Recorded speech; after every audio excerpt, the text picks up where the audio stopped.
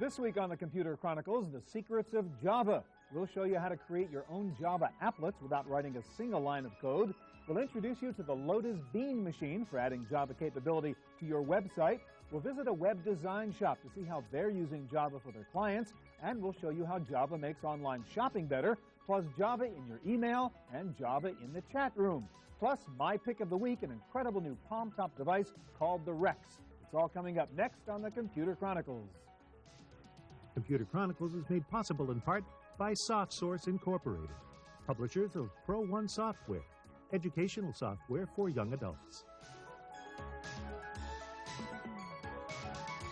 And by Z Auction, the live online shopping experience. And by Audio Highway, makers of the Listen Up player, which provides digital, portable, customized audio downloaded from the internet and played anytime, anywhere, on headphones or over a car radio.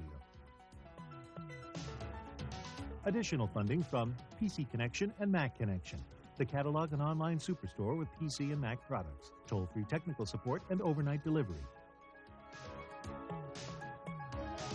And by Windows Magazine, delivering desktop, enterprise, and internet computing news, reviews, features, and how-tos for a Windows world, because the world runs on Windows.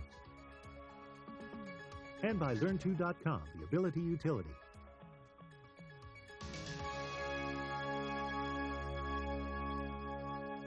Hi, and welcome to the Computer Chronicles. I'm Stuart Chaffee.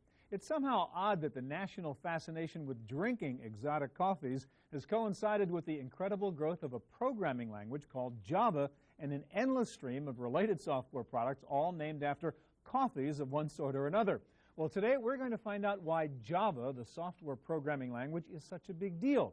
And one good place to start is with a new Java authoring system that just about anybody can figure out how to use. And I guess, Frank, that's the point in Instant Coffee. I don't need to know anything about Java code, but I can create a Java applet? That's correct. Let me show you how it works. I could create a text element here. It's about as complex as using a desktop publishing product or maybe even a word processor. I can type Instant Coffee and select an animation speed. When I click the OK button, you can see that the object appears on the screen. If I can move it around with exact placement, or I can stretch it out. When I click on the preview button here, you can see that the animation shows exactly how it will appear on your website. All right, what about little fishy characters on there? Did I create those in this too? Yeah, this is using traditional cell-based animation techniques. So here's the puffer fish, and here are the different animation cells. So you just got 5 frames that make that animation? That's right. I also have another fish here, which actually moves across a line when he animates. So if I double-click on him, you can see I've got individual cells for him. But I also have kind of an interesting thing in that he has an event where he can talk to the pufferfish. So, for example, you can relate different objects. That's correct. This is the 90s, so the world, the world of objects. So what can I do with it? Well, for example, the mouse click here will be sent to the puffer. If I clicked on one fish, a mouse event is sent to the pufferfish to show or hide itself. So when I'm previewing this animation, I can click on him, and that event is being triggered or received by the pufferfish. Right. Now, one of these objects could also be a hot URL, so I could click on it and link to a site? That's correct. I could make this fish link to, say, an aquarium, and this fish link to another website. All right. Now, as I understand it, because this is Java, I don't need to download any particular plug, and this will simply run on my machine, right, if I have the basic browsers. That's the beauty of living in the 90s with Internet browsers. For at least the last year and a half or 2 years, most browsers have been capable of running these Java applets straight out of the box. All right, it's easy to create the applet. How hard is it now to drop this into my web page? Well, I can click on the Build button here, and this will take all of the objects, compress them down to very, very small sizes, and then fire up a browser to show you your work. Okay. If you wanted to place it in your web page, Instant Coffee does that for you. All right, so we're waiting for a browser to launch right now? That's right. What you'll see is the finished applet showing up on the screen, and here it is. Okay, so this is what it would really look like. Now you've converted it into the HTML that's sitting inside my page? That's correct. So that click on the mouse button makes a pufferfish show up and appear. Any examples of anybody who's actually using Instant Coffee to do, like commercial web pages? Sure. Casio's actually using it to show off their new palm-top computer. And so in this case, you can see the front of the palm-top, but if you roll the mouse over here, you can see the back of it. All right, now one of the concerns, as you mentioned, with Java applets is they can be very big. These are applications that take up a lot of space in my computer. How big would that file be that you created there? Well, this file here is only about 25K. As a matter of fact, one of the principal features of Instant Coffee is the ability to scrunch out any excess information, so the applets become very, very small. Well, that's not so bad. Another question. I see you have 3 different fonts going here. Another problem is, suppose I don't have that font on my PC. Does it crash? This traditionally drives web designers nuts because they typically only have a choice of 2 fonts and not much control over the position. With Instant Coffee, for example, I've got an item here titled Computer Chronicles. I can use any font that's loaded on this system, so like Hattenschweiler. Which I don't have on my system. Right. Can be used, and when you ran this Instant Coffee applet on your machine, you'd see the precise font. All right, now how much does it cost to buy Instant Coffee? That's the best part of it. It's only $95. And can I download like a demo on your website? You can download a fully functional trial version from the website at www.webnight.com. I'm going to play with it. Thank you very much. Thank you. Well, the whole point in using Java is to create, as we've seen, compelling applications or websites that can be easily viewed or interacted with on any computer. Java has been very important, therefore, to web design companies who can now create powerful new websites for their clients. Perched on the top floor of a South of Market loft in San Francisco is Web Design, a kind of art factory for the new generation of website creators. Web Design specializes in cutting-edge digital artwork for screen and print. Their online magazine, Dreamcatcher, features interactive art, music, and virtual worlds. The artwork comes from talented designers. The lively interface comes from Java. On the production end, Java is helping us in terms of creating very interactive elements, like buttons that are clickable, click-ins, buttons that are rollovers, interfaces, basically, and all kind of visual elements. So in a way, on the production level, it helps us create things that are impossible to create. On the end user end, it helps explain the information structure better, help in navigation through the information, as well as comprehending different kinds of information and amounts of information better. Web Design's own magazine contains many Java-enhanced functions. Click on Weather Report, and you may get a flood warning that includes a visual ripple effect in its watery reflection. Buttons and menu bars respond to cursor movement and location. Everything from music choices to the signs of the zodiac become interactive visual cues. For some web designers, it's what the web will become. It's not anymore a browser window. It's now the whole desktop is being used. It's not anymore about text information. It's more about streaming information.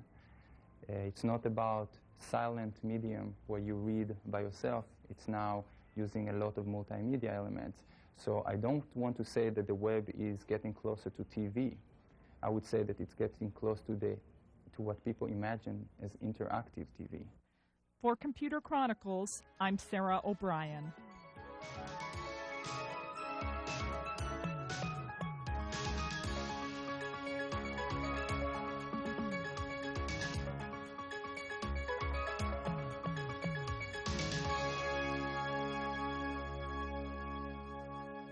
If you're a serious programmer or you're doing web design for a living rather than just for fun, you may want a more powerful Java authoring tool, but still one that is easy to use and doesn't require writing actual Java code. And I guess that's the point, in a way, in the Lotus Bean machine. I mean, it's pretty robust, but again, you don't have to know all the details, do you, Carol? That's right. You can build multimedia Java applets even if you don't know anything at all about Java programming. All right. Now, you really do. This is your baby. You were the lead engineer on this product, which is the Lotus Bean machine. Show us how you would actually create an applet using the Bean machine. Okay. The easiest way to get started is using the wizard to help you create a new applet. A lot of people like to use Java to create animations for their web pages, and so I've gone here to the animation page, and I'll say yes, that I do want to create an animation. And what I have to do is go find the artwork that I want to use, and really all I need to do is click on the first of the numbered GIF files. And it automatically knows the other cells that go with that animation. That's right. And I can preview this to see if it's the one I want, and it is. And so that's really all I want to do for now, and so I'll just click Finish. Mm-hmm. And so the software will go ahead and add that part to the applet for me. Now, does this come with a library of elements like that? Yes, it does. That's what Okay. this palette window is for. Okay. And you can see the different kinds of parts we have. We have ticker tape and nervous text and things like that. All right, so I was able to really just point and click and create that animation. That's right. All right, so what else can we do? That's right. There's also other categories of parts, and we'll go here to this networking category. Another thing people like to use Java for is to control the navigation on their website. And for that, we might use this part called the headline. And what I'll do is click on it and drop it here into the applet where I want it to go, just below the animation. And I can use the cursor keys to get fine positioning of that and get it exactly where I want it to go in the applet. And now here in this details window, you can see all the characteristics of that part, and I can go and change some of its properties. The way this particular part works is that I set the text property, and I fill out the list of sort of catchphrases or headlines that I want to display. And so I'll enter a couple of them here. Okay, so you'd be creating a hot link inside that banner there. That's right. And what I want to do is when the person clicks on this phrase, I want to go to a particular URL. And so I'll just type that here. And I'll just have them go to the Lotus homepage. And I could add another one. I'll just add something like just another phrase here. Just to get the idea. Another place to go to get the link. That's right. I won't bother to type the link Got this it. time. And now when I press OK, you can see what this looks like. And this will have a little bit of an animation of its own as it runs. All right, can you show us an example of how to actually drop this into an HTML page and see what it would look like? Sure. The next step to finishing this up would be to publish the applet. Right. And we've got a wizard that helps you do that. And I won't bother to save it, but I'll go ahead and bring up this publish wizard. And all I would have to do is fill out the logon information to my remote web server. Okay. And then when I click finish, all the necessary files will be copied out there for me. All right, so can you show us, though, what this would look like for real? We've got Netscape Navigator 4.02 That looks running familiar. here. Yes, this is the Computer Chronicles homepage, and we've added the Java applet here to You give it some redesigned our webpage? We That's didn't even pay you. That was great. That's right. So we've added some multimedia and interactivity here, and when I click on this link, then we would go to the Lotus homepage. All right, now explain this important notion in the Beam machine of reusable Java beans. Yes, anything that you already have that's written in Java, you can add to this palette. So I've done this with some other parts. I've got a blinking text part and a fireworks part, and these were just Java classes that we were able to download or that we wrote All right, independently. so I can import other little Java applets and then integrate them into whatever That's right. it is I'm creating And that's what here. Java Beans is all about. It's an architecture that tells you how to write reusable Java source code. All right, and how much does it cost to use Java Beans? It's this product is The Beam machine? $159, $159. and it includes two versions. It includes a version 1.0 and 1.1, depending on which level of browsers that All you right, have. great. Thanks a lot. All right, well, Java is more than just about fancy websites. You can use Java to do all kinds of cool things in the digital world, and one of the hot new areas for applying Java is email, and I guess that's what you guys are doing with Novita Live Letter. Show us what you can do with Java inside email. How does it make email different? Well, first of all, we set out to enhance personal communications on the Internet. So with this product, you can see it's not just a plain text message anymore. And this is an example of a message. So we're looking at, it looks like a web page, but this is email I'm looking at. Right. Which has a photo. Does it have sound actually in there? Actually, it does. This is Jason's new puppy, and the person also, Rhonda, sent along a little sound effect. So this is an email I could have sent to a family member on the other side of the country or something like that. Right, exactly. Also, Live Letter works especially well with digital cameras, so I'm going to go to the central page for navigation. Yeah, that's what I'm asking you. How did I get that photo in there of the kid? Okay. A few moments ago, I took some pictures around the set, and I'm going to select those pictures, and I'm going to bring up, in this case, a photo album. We have several photo albums to choose from, and here's a greeting card photo album. And I would go in, add my text to this message, to the greeting card. Type in some text here. And you notice if I flip this over, I could also add audio. And if I flip this over, we've got the pictures that I took earlier. So you really create a postcard kind of email with pictures and Exactly. And this is a Java applet, so we actually send Java applets. Got it. Now, next thing I understand, I can actually import a web page into my email? Well, sure. The product, with this product, you could actually browse the web. There's really no difference between browsing the web and looking at your email. They all look the same. But if I wanted to say, hey, look at this cool site I found, and here's the home page. Sure. Here's an example of where we went to a page. This is the Garfield page. And we actually used that page as the basis for our email. And you can see this is the exact page, but we also went in and added some annotation to it. And it says here, hi, Sean, here's the Garfield page that I was talking about. And just to give you another idea of how easy it is to go in and create pages like this, I'm going to go down and actually create a page. So I'm going to grab this picture from this page. I can send the entire page, or I could grab Java applets, or I could grab images. And I'm going to go and start a new message. And I'll add that now to this page.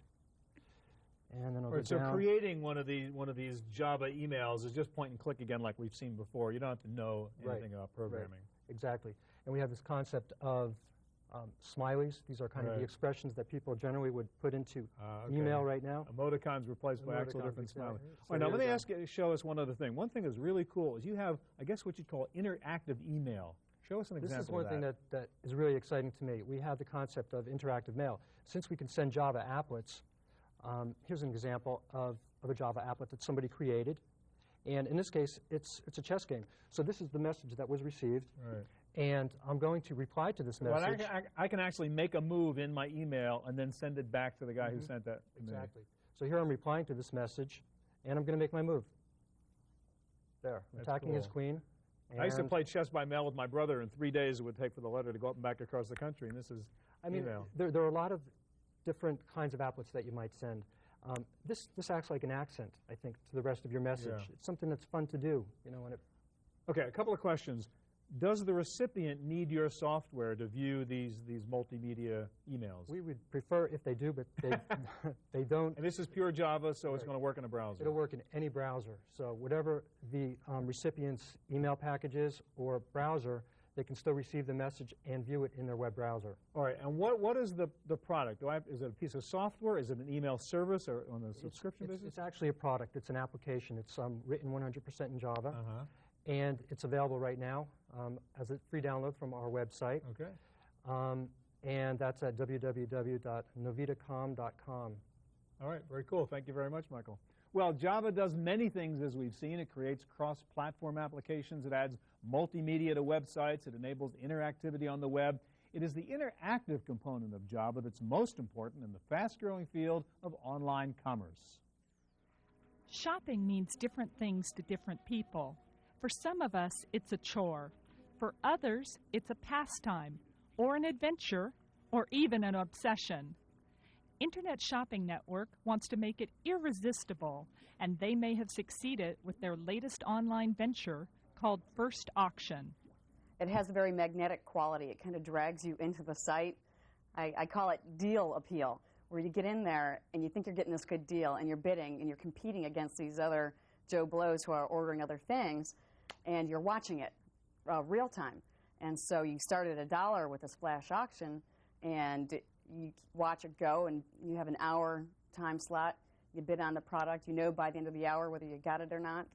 Internet Shopping Network began selling items online in 1994, back in the prehistoric days of the net. Today, First Auction makes full use of the interactive talents of Java to create immediate feedback for its shoppers. The key with JavaScript on the user side is the animation and the interactivity that the user can get on our site. The fact that we only have to write this once and it runs across all of users' different browsers and different configurations is a secondary benefit. Interactive online shopping may get a boost from Java, but some things are just better suited to internet buying than others. I would not allow my boyfriend to buy my engagement ring online. Hint, hint, if you're watching. But there are things like towels and sheets and cameras that are not necessarily things that I feel I need to scratch and sniff, so to say. For Computer Chronicles, I'm Sarah O'Brien.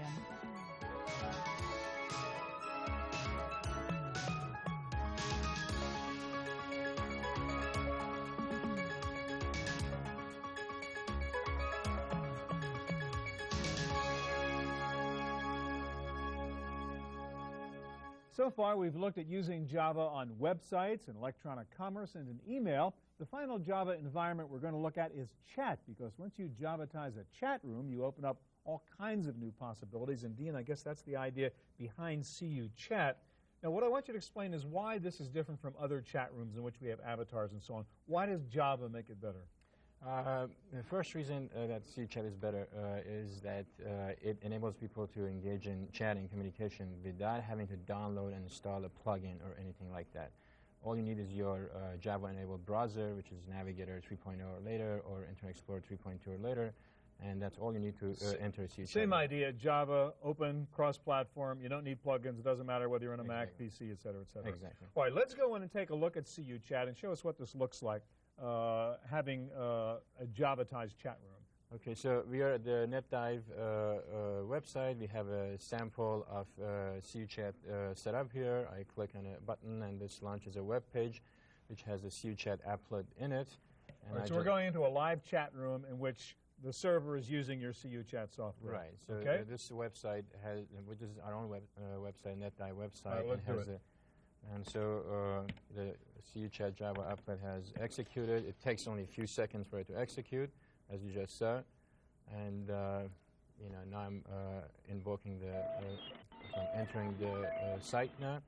This is our sample site again on our All right, so website. there's you, Dean, in the middle with the little Right. funny avatar you chose. Exactly. Now, you could pick any avatar you want. You could put in a real digitized photo of yourself Exactly. if you wanted, It et could be cetera. it can be your actual image, it can be a cartoon image, whatever you want it to be. And it's just a GIF image, so it's just snap to create. All right, so let's go to the basics. What's the benefit of this chat room as opposed to just sitting there and typing text? Why is it better? Well, you know, as we all well know, humans are visual creatures. You know, a picture is worth worth 1,000 words, Yeah. and that's what CuChat does. It enables you to visualize where you are and creates a much better environment.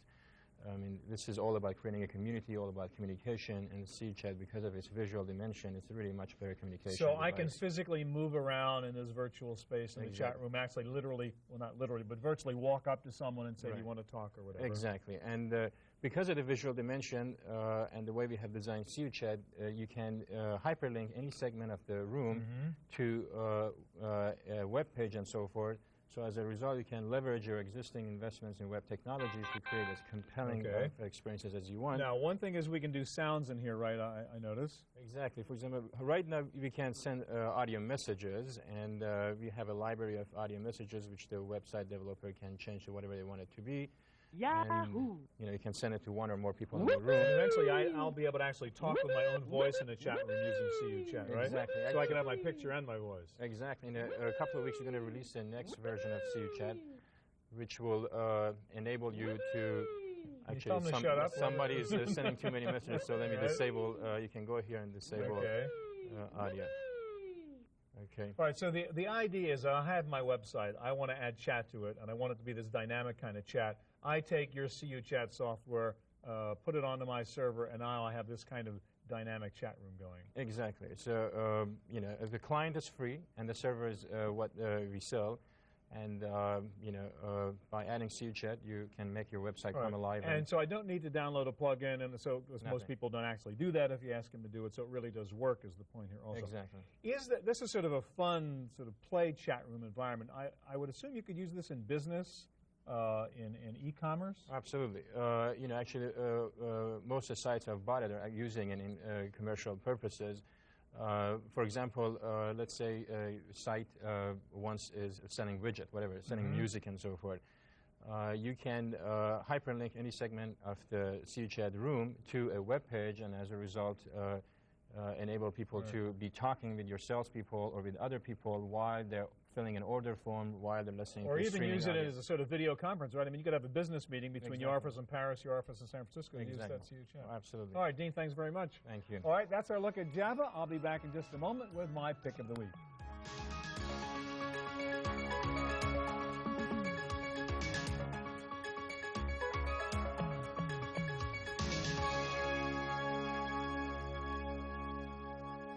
Now for my pick of the week.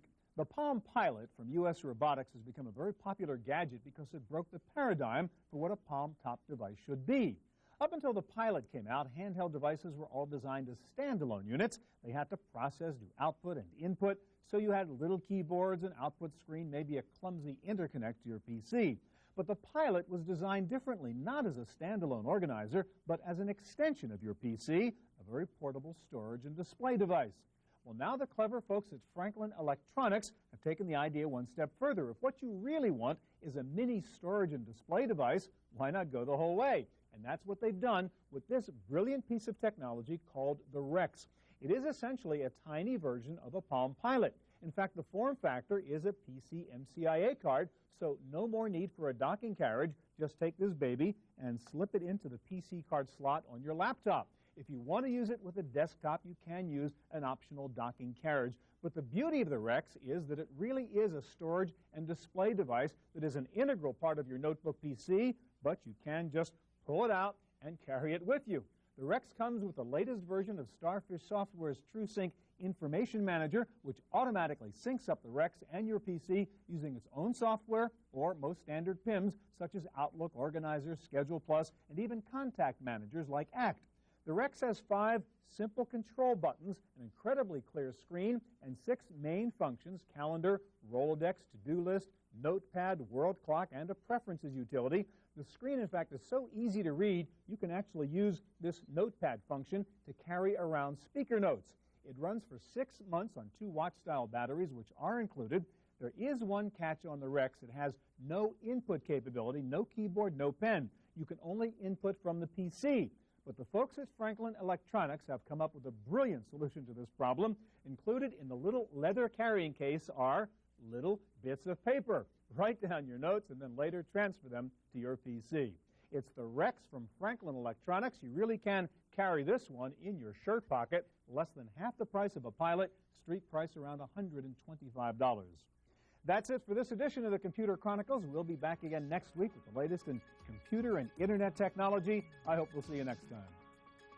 Computer Chronicles is made possible in part by SoftSource Incorporated, publishers of Pro One Software, educational software for young adults. And by Z Auction, the live online shopping experience. And by Audio Highway, makers of the Listen Up Player, which provides digital, portable, customized audio downloaded from the internet and played anytime, anywhere, on headphones or over a car radio. Additional funding from PC Connection and Mac Connection, the catalog and online superstore of PC and Mac products, toll-free technical support and overnight delivery. And by Windows Magazine, delivering desktop, enterprise and internet computing news, reviews, features, and how-tos for a Windows world, because the world runs on Windows. And by Learn2.com, the Ability Utility. To purchase a videotape copy of today's program, call toll-free 1-888-310-7850. Please specify show number and topic.